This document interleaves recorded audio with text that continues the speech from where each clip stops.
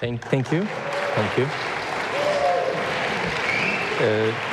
It's great to see you here.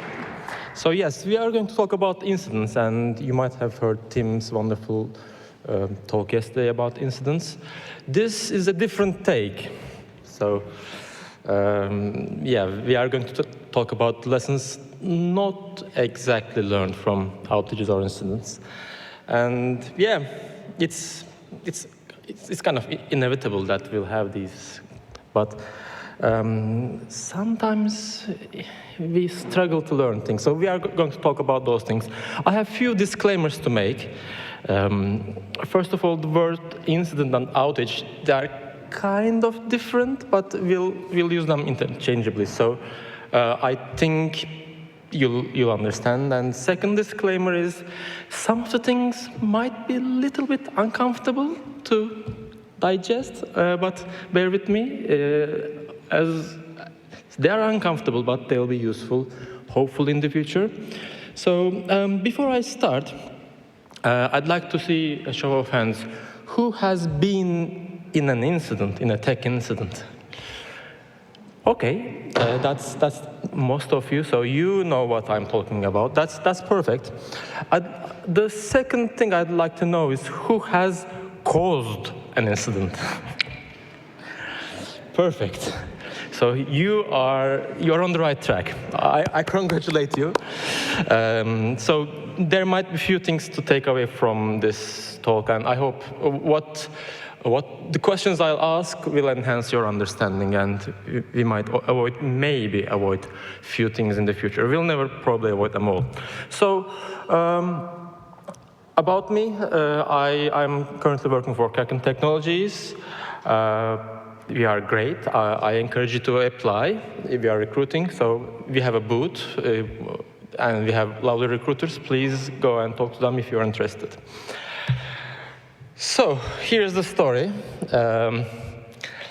how this talk was born. So about 2 years ago, I've been into lots of incidents, really, before Kraken and during Kraken, lots of incidents. And one day, maybe it was a rainy day, maybe I wasn't feeling my best, but again, an incident happened, and this time I was so frustrated, I was so sad. I said, I need to speak with someone. I mean, I need to lay down, I need a therapy. I need to talk about this. And the only thing at that time, what I could do was I started to write a blog post, but we all know blog posts take a bit too long. So after 2 years, the blog post hasn't finished, but I'm giving this talk. So hope you enjoy this. So before I jump on to the actual lessons and some of the findings or my observations, I'd like to talk about two fundamental things. And these are fundamental because it will help you understand where I'm coming from and what I am trying to say. The first one is about level of analysis. And level of analysis is my lens about how I look at things. And there are different levels of analysis. I'll talk about them. This is a concept from social sciences. So, and this kind of changes how we see things. And second thing is about asking questions, and it's much simpler. So I'll start with the second one.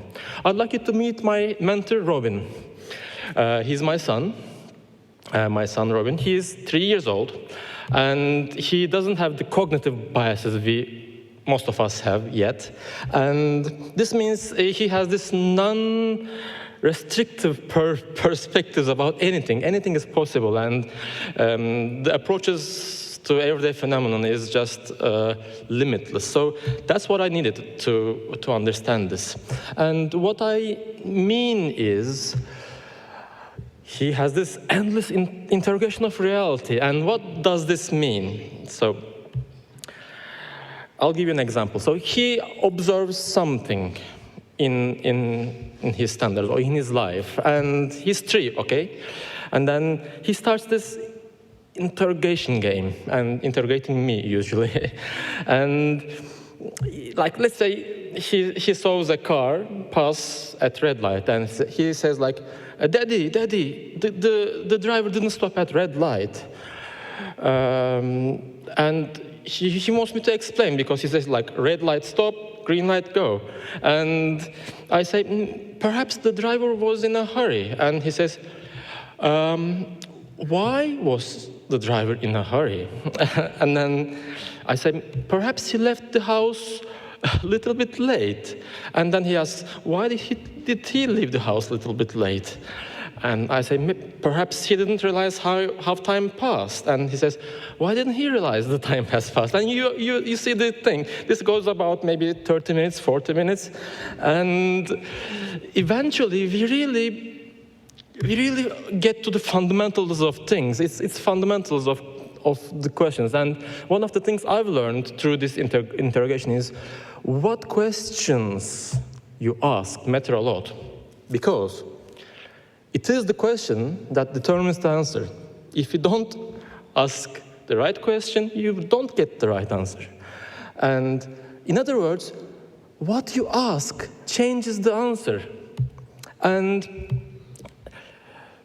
in my opinion, eventually it boils down to human psychology, molecular or evolutionary biology, or maybe atom science, but we'll only talk about the psychology bit here.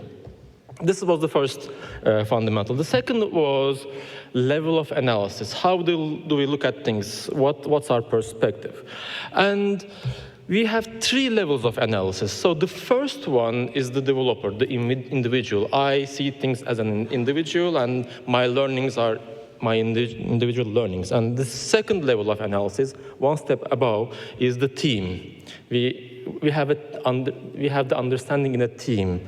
And finally, the organization. And while these three things seem related to you, actually, how we transfer knowledge from one to the other is not that simple, and many people are trying to answer this question. So before I jump into actual practical lessons, I'd like to say that how do we generalize the learning from the developer to the organization?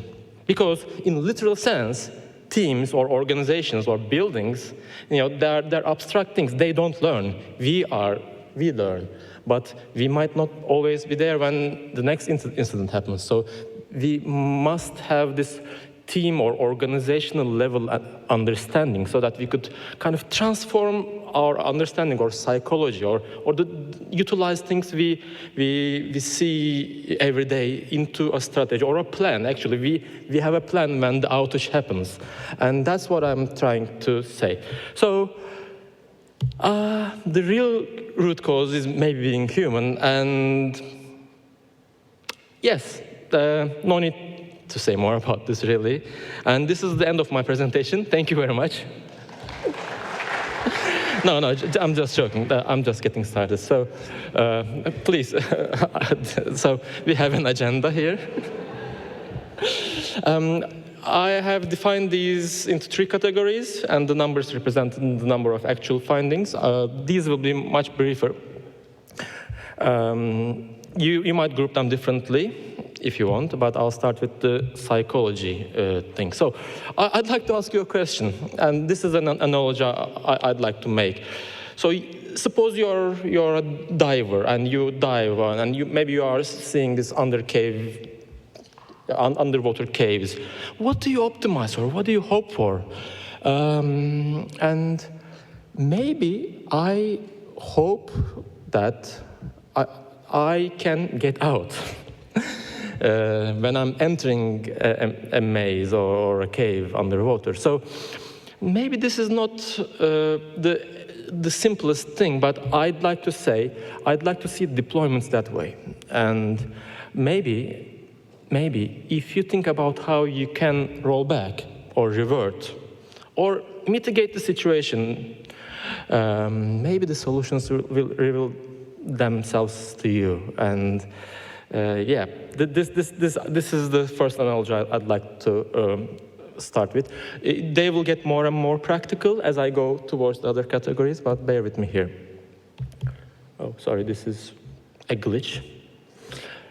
The second one is about sharing information. I think what Tim did yesterday was great, but not common.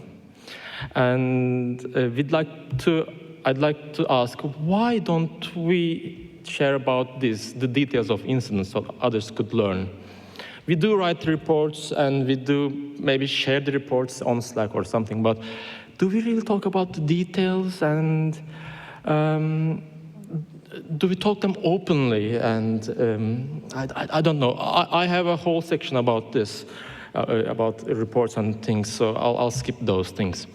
And this is the most cliche thing ever, but are we really talking about how we can avoid our code getting more complex? And this is a really psychological thing, because we all go through these PRs and code reviews and coding conventions, of course, but we don't really take the effort to make things simple sometimes. And this is still a psychological thing, because I think you can overlook things once, twice in a PR or so, but if you don't remind yourself every day, maybe you end up with a complex and complicated system, and that's not what you want, really.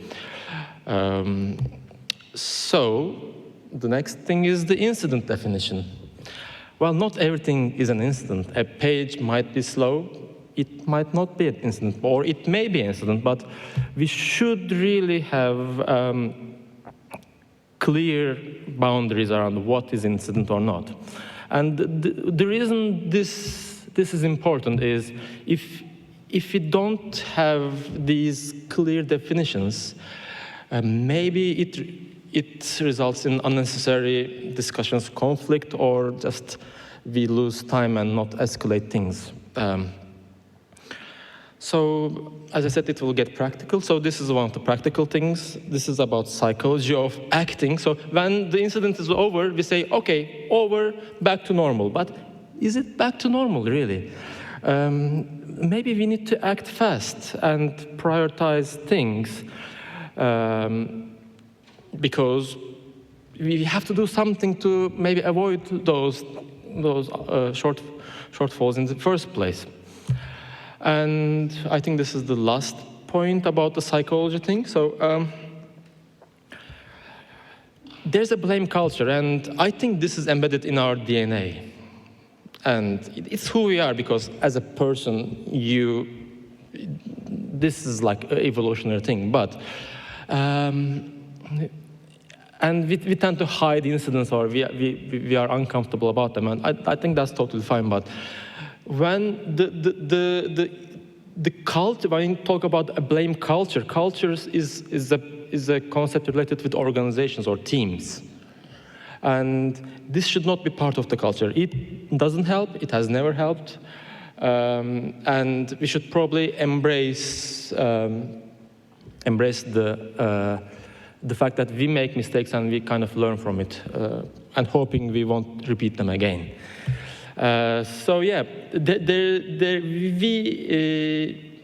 making mistakes, we don't suppose we'll make mistakes, but there's always, we should probably expect unexpected sometimes. We are not AI, and probably AI couldn't have written the song I had in mind while I was writing these slides. So yeah, I think this was the last thing. So let's jump into more practical things. I'm aware of time, so so we do write incident reports. Maybe you do write them too, and this is really encouraged to share information. But about audience, so are we really writing those reports with audience in mind? And I have lots of questions here for you. So just try to answer them for your own sake. So why would a developer read an incident report? And yes, there are reasons, of course, but is reading incentivized for developers? And maybe you have one outage a week or one a month, but how about 5 a day? And are the reports just being written because they have to be written. And are we writing them to the right audience? Maybe we have to write them for developers too, not just for stakeholders or higher upper management or other things. Those are different audiences. We can't expect to have the same things in those different reports. Just curious, who writes incident reports here when things go wrong? I encourage most of you to do it, because even if it's for yourself, for your future self, you'll be quite thankful for it. Or if your team grows, they'll be thankful for it. And the other thing is understanding. So suppose you have the reports. Do you understand them? Is understanding incentivized? And do we maybe give the time and resources to people to understand them and internalize them and digest them? Well, I'll tell you what, we really fail with this in my company. And it just becomes one of the 200 things that they'll probably have to do in their daily lives, unfortunately. And we don't really have someone who follows this after process and make sure people have understood it, have embraced it, and we can't even measure the understanding. I'm not suggesting practical tools here, but we just don't know. We don't even know who to convince that we should have this as part of our organization, so that we should understand the reports. And the last thing in this category is incident ownership. Who is the ownership? Is it the person who is responsible from the outage, or the team, or just a random person who happened to be online, or is it someone who has expertise there? And I think we should have very clear and strict rules about who is the owner of this incident, and that person should have clear responsibilities. Like, we should get these down before the incident, so that we don't waste time during the incident. So this is the last part. I'm aware of the time, so I'm kind of rushing, but I'd like to take your questions. So this is misleading. This is not system design, but this is like more design-related questions. So not in a technical sense, perhaps. So again, monitoring. Do we have the right monitoring and alerting tools? And I say, please, please, please do create the tools, set them up, and don't wait for the outage. Be proactive. Even if you can afford it, create teams for this, or create dedicated days for this kind of thing. And this even starts when you are actually writing the production code. Of course, you do write unit tests or integration tests, blah, blah, blah. But also, when writing the code, think about how it should be monitored, how it will be monitored, and decide, okay, we have the monitoring. What's critical about this monitoring, and how are we going to get alerted? On which cases? These are very difficult questions, by the way. So there's no definitive answer here, but look forward to the outage, really, because it will happen. And it's inevitable. We'll all have outages. And maybe it's a good strategy to start the mitigation from day -n, meaning, do whatever you could do in advance. And then, while it's happening, just do the things you have to do, the minimum you could do, probably, during the outage, and that will make many people's lives easier. Maybe do nothing, really. It's outage. Anyway, I think these are one of the few final things I have. So sometimes, okay, 5 minutes, perfect. Sometimes we see that, unfortunately, we don't really have the right tasks assigned to the right people. And this is maybe for the team leads or other product managers, but sometimes this happens. And if there's no good match, then things get a bit ugly. I think we need real honesty from team leads and the devs. about their technical skills and their understanding of the whole thing. And of course, I'm not saying we should always have the skilled people to do things. We all learn from doing things, but there should be a good, balanced learning, developing ratio, meaning, of course, you are going to learn, but you should probably know more about the thing you are doing and then learn in smaller steps. You just don't learn the whole Terraform thing when you are trying to do your first deployment. Yeah, well, the numbers can change, but yeah, the bigger the learning becomes, I would say the more riskier it usually becomes. And I think this is the last one. Sometimes we fail to draw boundaries, and I think the best example that we all know, the major one, not the only one, but is the distinction between the infrastructure, backend, and frontend. And those abstractions are kind of there so that we have the skill required to do them properly. But sometimes those boundaries disappear, and that's totally fine. But when we are designing things this way, it's easy to couple things together so that, let's say, one part of your system goes down and other part of your system is taken down too.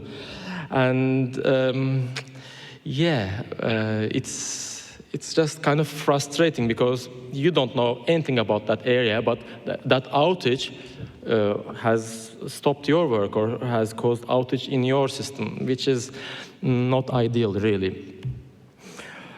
And perhaps I could just skip this. The main takeaways are, I think, the main takeaways are, please do ask the right questions. I'm aware I just asked you questions the whole talk, but this was the talk itself. And if you ask the right questions, there is a higher chance that you'll find the right answers. And the second takeaway is look at things from this level of analysis perspective. The lens is important because sometimes we are too focused looking at things from a personal, individual level, but we also need to think about the team and the organization because that's, at the end of the day, that's what we need. And if you could fill in the gaps between the understanding of an individual and the team or the organization, then I hope you take away some things and enhance your understanding about these things. And yes, this is the real thank you.